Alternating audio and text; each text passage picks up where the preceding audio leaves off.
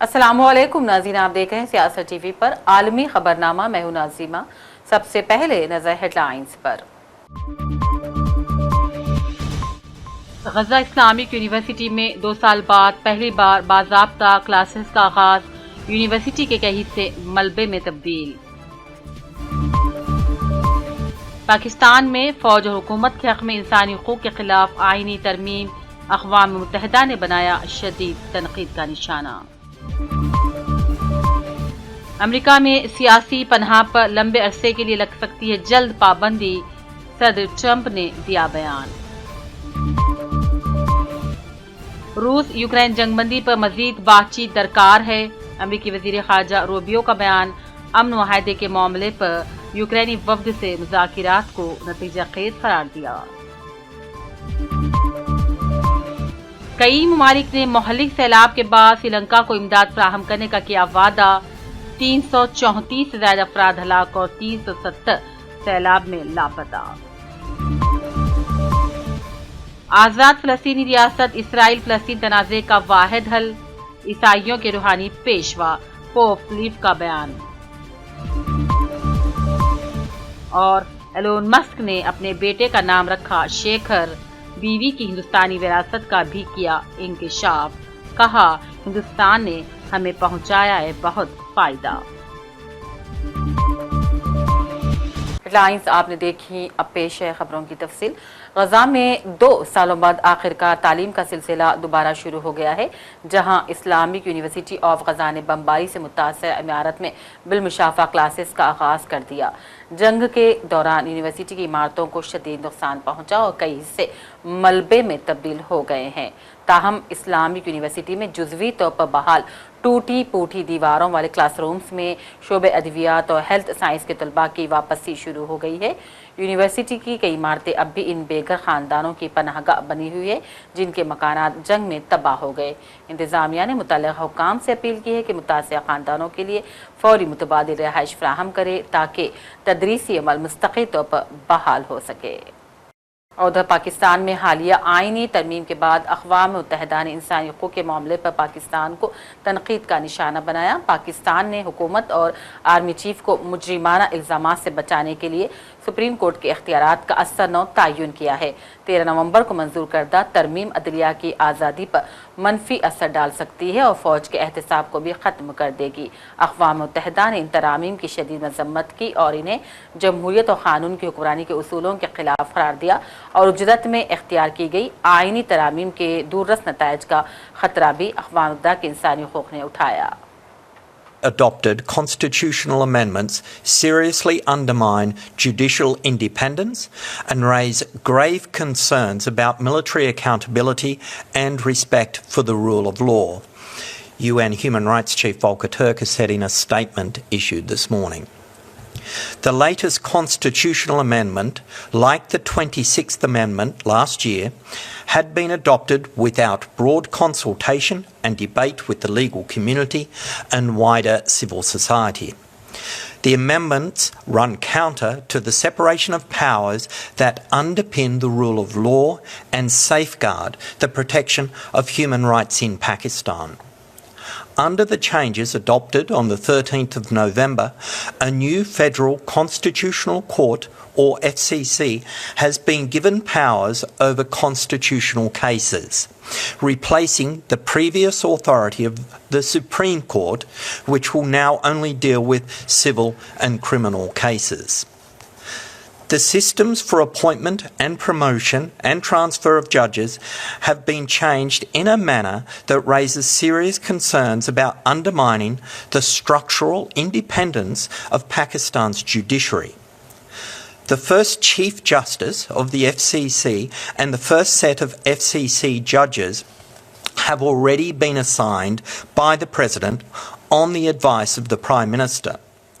These changes, taken together, अमेरिकी सदर Trump ने कहा कि उनकी इंतजामिया अमेरिका में सियासी पनाह पर लंबे अरसे के लिए पाबंदी लगाने का इरादा रखती है और यह कदम इसी सिलसिले की कड़ी है जिसका इजहार उन्होंने एक अफगान शहरी की जानिब से व्हाइट हाउस के करीब 2 गार्ड्स को निशाना बनाने जाने के बाद किया था।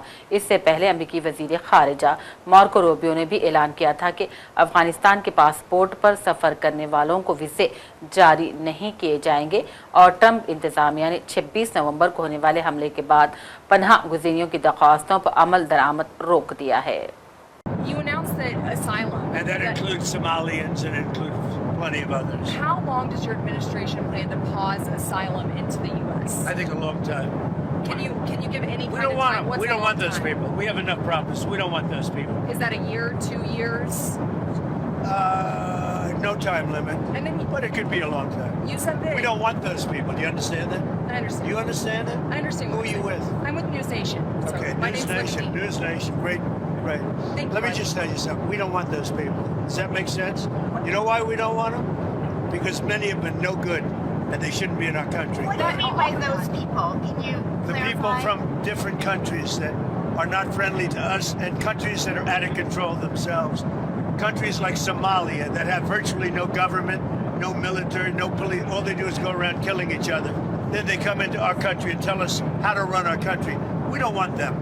What are you talking How about? many countries roughly? You got to talk up. She said how many countries? Is there a list of? Well, I guess we gave you 19, right? And there's probably more than that. Is that what you mean when you mean third world countries, those 19? No, I don't think they're all third world, but in many cases they are third world. They're not good countries. They're very crime-ridden countries. They're countries that don't do a good job. They're countries that don't register from the standpoint of success. And we, frankly, don't need their people coming into our country telling us what to do. When you talk about And I'm talking about like Somalia, where you have a congressman goes around telling everybody about our Constitution, and yet she supposedly came into our country by marrying her brother. Well, if that's true, she shouldn't be a congressman, and we should throw her the hell out of our country. Off of that, Now, you said that you might denaturalize some American citizens. Can you talk You about mean people that are in here that shouldn't be here? people that became Americans? Are you Well, trying we'll to see. revoke I their mean, yeah, we citizenship? have criminals that came into our country and they were naturalized maybe through a Biden or somebody that didn't know what they were doing. If I have the power to do it, I'm not sure that I do, but if I do, I would denaturalize absolutely. What do you mean by Dan, do you have a question? Yeah. What do you mean by उधर अमेरिकी हुकाम को यकीन है कि white house के करीब guards पर फायरिंग करने वाला अफगान शहरी पहले से शिद्दत पसंद नहीं था, बल्कि अमेरिका आने के बाद वो शिद्दत पसंद बन गया। महकमे होमलैंड सिक्योरिटी अमेरिका की सेक्रेटरी ने कहा, हुकाम का ख्याल है कि मुबैना हमलावर रहमानुल्लाह लकवानाल वाशिंगटन में रिहाइश के दौरान बुनियाद परस्त बन गया। तहकीक का उनकी फैमिली के अफराद, दोस्तों और दूसरे अफराद से मालूमात हासिल करने की कोशिशें कर रहे हैं। शामी सदर अहमद उशरा ने हलब में एक तकरीब में शिरकत की जो बशर अल असद हुकूमत से शहर की आज़ादी की पहली सालगिरह की याद मुनक़िद की गई थी। हलब 2011 में वो पहला शहर था जिसने असद हुकूमत के खिलाफ बगावत की थी। उन्होंने जश्न से खिताब करते हुए कहा, हमारे लोगों ने बड़ी कुर्बानियाँ दी, यहाँ तक कि हम आज की इन कामयाबियों तक पहुँच पाए हैं। तकरीब के फ़ौरन बाद अहमद उशरा किले के मीनार के ऊपर एक बड़े शामी परचम के साथ करीब खड़े नजर आए। अमेरिकी वज़ीर ख़ारजा मार्को रूबियो ने रूस यूक्रेन अमन मुआहदे के मामले पर यूक्रेनी वफ़द से मुज़ाकरात को नतीजा खेज़ करार दिया। साथ ही साथ उन्होंने वाज़ेह किया कि जंग बंदी के मामले पर मज़ीद बातचीत की ज़रूरत है। अमेरिकी और यूक्रेनी वफ़द के मुज़ाकरात दरअसल फ्लोरिडा में मुनक़िद हुए। यूक्रेनी वफ़द की क़यादत कौमी सलामती के सेक्रेटरी ने की, जबकि अमेरिका की जानिब से वज़ीर ख़ारजा मार्को रूबियो, सदर ट्रम्प के मुआविन ख़ुसूसी स्टीव विटकोफ और उनके दामाद जेरॉड कुशनर भी मौजूद थे। We want them to enter an age of true prosperity. We want the Ukrainian people to emerge from this war, not just to rebuild their country, but to build it back in a way that will be stronger and more prosperous than it's ever been.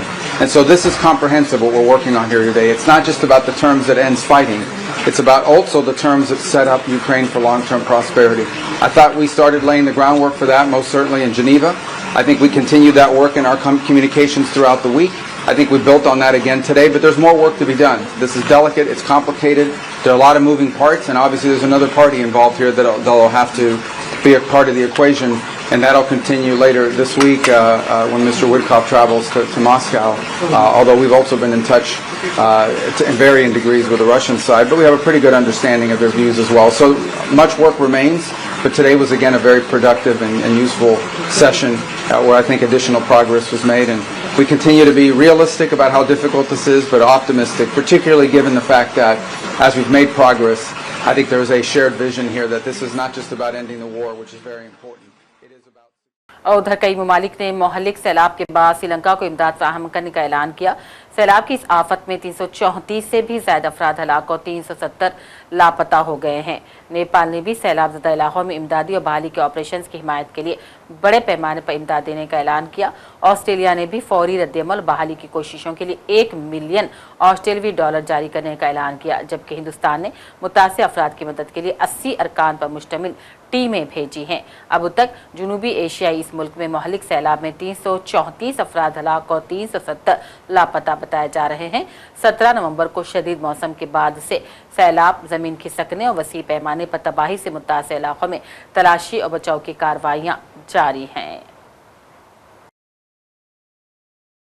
Indonesia की agency बराए मौसमियात ने मुल्क के बेशतर हिस्सों में मुमकिना बारिश की पेशगोई की है। ये पेशगोई उस वक्त की गई है जबकि आज मुख्तलिफ इलाकों में बारिश में इजाफा रिकॉर्ड हुआ और कहा गया है कि कई शहरों में शदीद मौसम का भी सामना करना पड़ सकता है।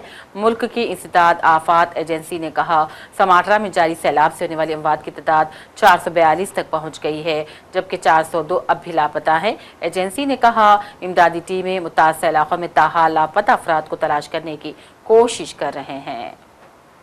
ईसाइयों के रूहानी पेशवा पोप लियो ने आज़ाद फ़लस्तीन रियासत को इसराइल फ़लस्तीन तनाज़े का वाहिद हल करार दिया। तुर्किया से लेबनान जाते हुए तैयारे में सहाफ़ियों से गुफ्तगू में पोप ने कहा रोमन कैथोलिक चर्च की आला क़यादत कई साल से 2 रियासती हल की हामी है। उन्होंने कहा हम सब जानते हैं कि इसराइल 2 रियासती हल को कबूल नहीं करता, हम 2 रियासती हल को ही इसराइल फ़लस्तीन तनाज़े का वाहिद हल मानते हैं। उन्होंने कहा रोमन कैथोलिक चर्च की आला मरकजी क़यादत होली चर्च ने 2015 में ही फ़लस्तीन को रियासत के तौर पर तस्लीम कर लिया था। और दुनिया के अमीर तरीन शख्स एलोन मस्क ने हाल ही में इंकशाफ किया है कि उनकी बीवी एक हिंदुस्तानी नज़ाद हैं। एलोन मस्क ने यह भी इंकशाफ किया कि उनके एक बेटे का दरमियाई नाम शेखर है, जिसे मारूफ हिंदुस्तानी नज़ाद अमरीकी साइंसदान और नोबल इनाम याफ्ता सुब्रमण्यन चंद्रशेखर के एजाज़ में रखा गया। एलोन मस्क ने अमेरिका में हिंदुस्तानी पेशा अफराद की नुमाया शियाकत की तारीफ की और कहा हिंदुस्तानी हुनरमंदी से अमेरिका को बहुत फ़ायदा पहुँचा।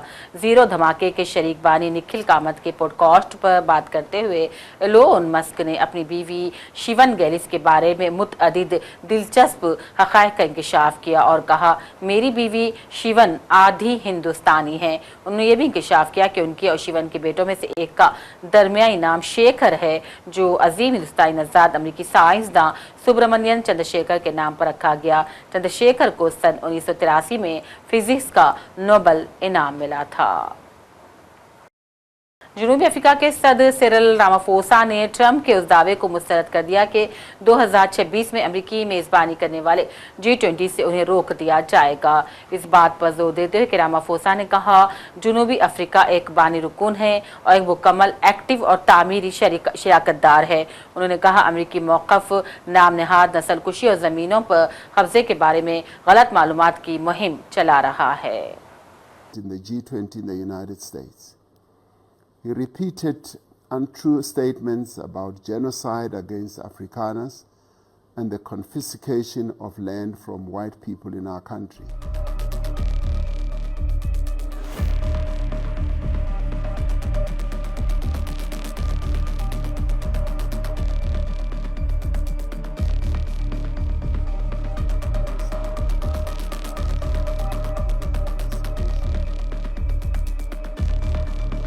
South Africa is one of the founding members of the G20, and South Africa is therefore a member of the G20 in its own name and right. We will continue to participate as a full, active and constructive member of the G20. Despite the challenges and misunderstandings that have arisen between South Africa and the United States, South Africa remains a firm and an unwavering friend of the American people. As a country, we are aware that the stance taken by the United States आखिर में headlines पर एक और नजर। गजा Islamic university में 2 साल बाद पहली बार बाज़ाब्ता क्लासेस का आगाज, यूनिवर्सिटी के कई हिस्से मलबे में तब्दील। पाकिस्तान में फौज और हुकूमत के हक में इंसानी हुकूक के खिलाफ आईनी तरमीम, अक़वाम मुत्तहिदा ने बनाया शदीद तनकीद का निशाना। अमेरिका में सियासी पनाह पर लंबे अरसे के लिए लग सकती है जल्द पाबंदी, सदर ट्रंप ने दिया बयान। रूस यूक्रेन जंगबंदी पर मजीद बातचीत दरकार है, अमेरिकी वजीर खारजा रूबियो का बयान। अमन मुआहदे के मामले पर यूक्रेनी वफ्द से मुज़ाकिरात को नतीजा खेज करार दिया। कई ममालिक ने मोहल्लिक सैलाब के बाद श्रीलंका को इमदाद फराहम करने का किया वादा। 334 से ज्यादा अफराद हलाक और 370 सैलाब में लापता। आजाद फलस्तीनी रियासत इसराइल फलस्तीन तनाज़े का वाहिद हल, ईसाइयों के रूहानी पेशवा पोप लीव का बयान। और एलोन मस्क ने अपने बेटे का नाम रखा शेखर, बीवी की हिंदुस्तानी विरासत का भी किया इंकिशाफ, कहा हिंदुस्तान ने हमें पहुंचाया है बहुत फायदा। इसी के साथ आलमी खबरनामा का सिलसिला अब यहीं अख्तिताम को पहुंचता है। पूरी टीम के साथ दीजिए इजाजत। देखते रहिए सियासत टीवी। अल्लाह हाफिज।